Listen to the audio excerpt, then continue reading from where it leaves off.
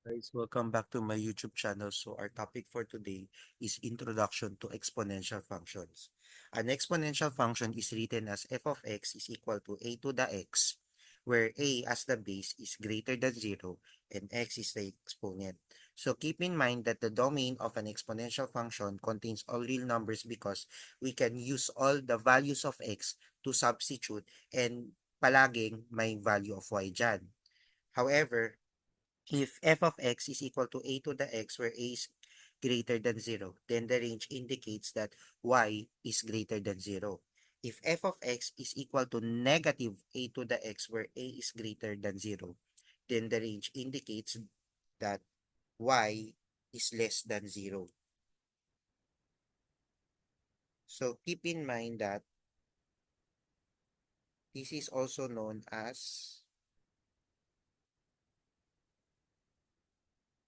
f of x is equal to a to the x where a is less than 0. Okay, so next. So here is the graph indicating that f of x is equal to a to the x where a is greater than 0. So as we see that paangat si graph, so it doesn't touch the x-axis actually. So actually kasi ano yan eh, it's more of an approximate. Kaya parang nagagalaw niya yung x-axis. Pero sa totoo lang, it really doesn't touch the x-axis. Hindi siya nag-hit sa x is equal to 0. Y is equal to 0 pala. It doesn't hit na y is equal to 0. It doesn't touch the x-axis. For the second naman, f of x is equal to a to the x where a is less than 0. So, yung base natin dyan ay negative. So, pababa itong graph na to. Pababa itong curve na to. So, here, as we see that there are no vertical asymptotes for exponential functions. Then, kasi ang domain yan ay all real numbers. Pag sinabing domain, values of x yan. Then the horizontal asymptote will depend on the range of the exponential function. Yung kanina, yung a to the x or negative a to the x, ang range yan ay, kung, for example, kapag a to the x, y is greater than 0. Pag negative a to the x, ang range yan is y, then y is less than 0. However, same ang horizontal asymptote nila. So, same lang ang horizontal asymptote natin dito. While for numbers 2 and 3, positive ang base natin. Dahil positive ang base natin, which is a to the, yung a na yan, positive yan eh. So, greater than siya. Kasi positive ang base natin.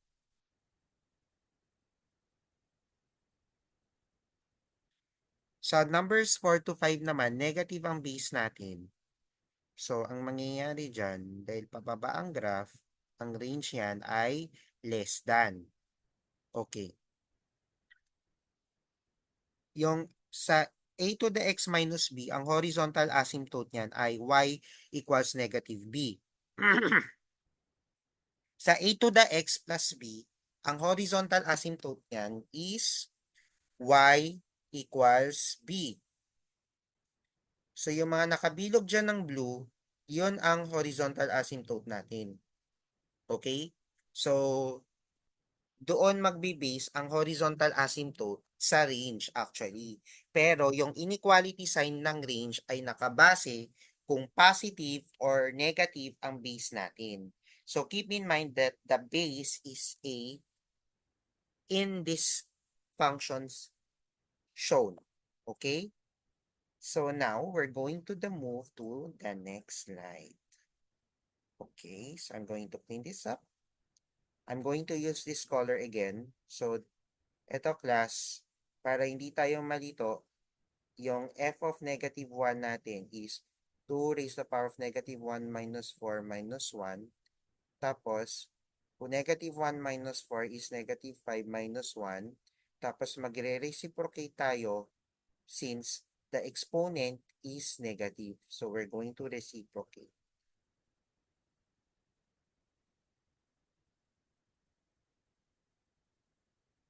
So 1 over 2 to the 5 is 1 over 32 minus 1.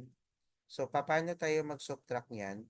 So to get the numerator, 1 times 32 is 32. So magiging negative 31 over 32 na siya.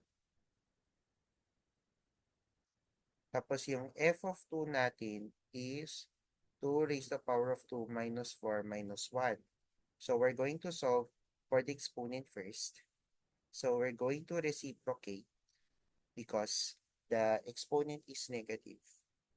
So 2 raised to the power of 2 is 4. So yung dating gawi, 1 times 4 is 4. So 1 minus 4 is negative 3. So negative 3 over 4 na siya dito. Okay? So iusog kong aking muka. Okay, so here, f of 4 is equal to 2 raised to the power of 4 minus 4 minus 1. So 4 minus 4 is 0 minus 1. So 2 to the 0 is 1 minus 1 which is 0. Then for f of 6, 2 to the 6 minus 4 minus 1. So 2 raised to the power of 2 minus 1 kasi 6 minus 4 is equal to 2. So 4 minus 1 is equal to 3. So we're done evaluating the first exponential function here. So we're going to use the red for the function 2. So ang gagawin natin, f of negative 5. So magsasubstitute pa rin po tayo. Keep in mind, this is how we're going to evaluate the exponential function. So, negative 2 to the negative 2 plus 5. So, we're going to retain the negative sign, then reciprocate. So, negative 1 over 4 plus 5. So, negative 1 over 4. So, same lang yung denominator, pero 5 times 4 is 20. So, magiging 19 over 4 siya. Guys, okay lang kung magmi-mix fraction kayo or magiging proper fraction po kayo. That's not a big deal at all.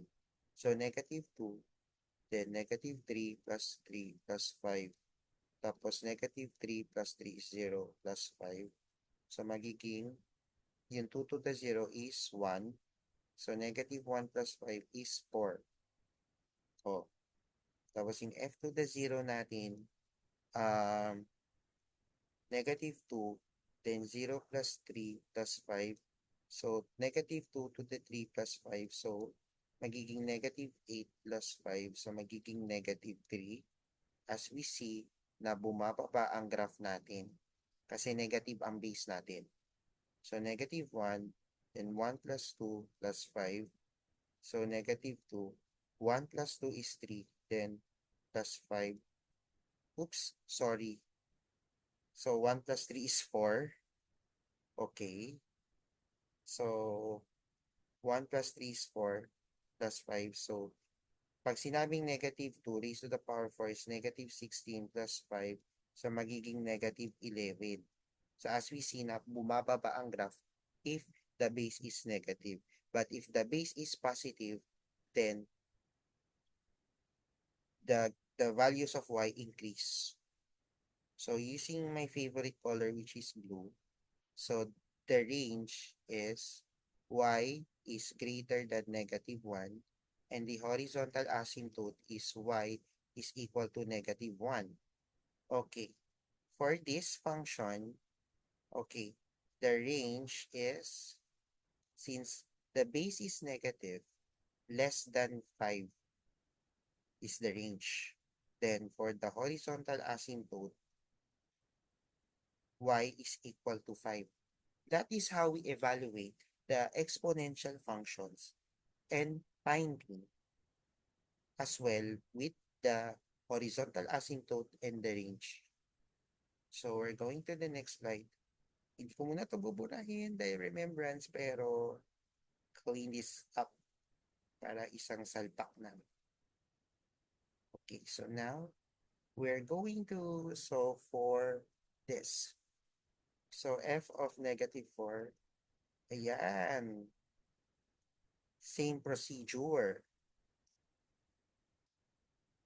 Paano kaya kung ang base natin ay fraction, tas exponent natin ay negative? So, magre-reciprocate tayo. So, imbis na maging fraction siya, instead of being a fraction, it will become a whole number. So, 3 to the 3 is 27 minus 2, which is 25. So, here, for f of -2, 1/3, then -2 plus 1 minus 2. So 1/3, -1 minus 2. So we're going to reciprocate, then simplify exponent first before you subtract. Then f of 0, 1/3, then 0 plus 1 minus 2. So 1/3 to the 1 minus 2. So you're going to retain. So you're going to multiply 2 times 3 is 6 over 3. So it will be -5 over 3. Ayan. Kasi 1 minus 6 eh. Tapos yung f of 3 natin is 1/3, then 3 plus 1. Oops, nakalimutan ko po. So this will become 1/3 raised to the power 4 minus 2. So so this will become 1 over 81 kasi nga ganito kasi 1 to the 4 and 3 to the 4. Okay, so buburahin ko na po ito para hindi siya makalat. Then what you're going to do is minus 2. So 1 over 81, then multiply it with 2. So para yung 81 na to, i-multiply sa 2, so magiging 162. So negative 161 over 81. This is how we evaluate a third function. So gusto nyo malaman ang range natin? Sige. So since the base is still positive, so y is greater than -2, then the horizontal asymptote is y is equal to -2. So dito naman may co-factor tayo dito. So same ang procedure. So I want to use black para mas makita ng lahat. F of -2 is 4 times 3, then -2 minus 2. So we're going to copy this. -2 minus 2 is -4, then 4, then we're going to reciprocate. So 4 over 3 to the 4, yung 3 to the 4 natin is 81. Okay. So dito naman, we're going to find f of 0 muna. Okay? So 0 minus 2, tapos 4 times 3, then -2. So we're going to reciprocate. So we're going to perform the GEMDAS. 3 to the 2 is 9 eh. So bali 4 over 9 na siya. Tapos yung f of 2 natin is 4 times 3, then 2 minus 2, tapos 4, then 3, then 0. So 3 to the 0 is 1. Okay. Then here, of a 5, then 4 times 3, then 5 minus 2. So 4. 5 minus 2 is 3. So 4.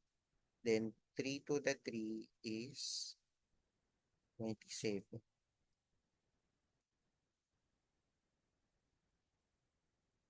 So, bali, ang range niyan is y is greater than 0 because positive ang base. Then the horizontal asymptote is, oops, then the horizontal asymptote is y is equal to 0. So do not forget to subscribe to my YouTube channel and hit the notification bell.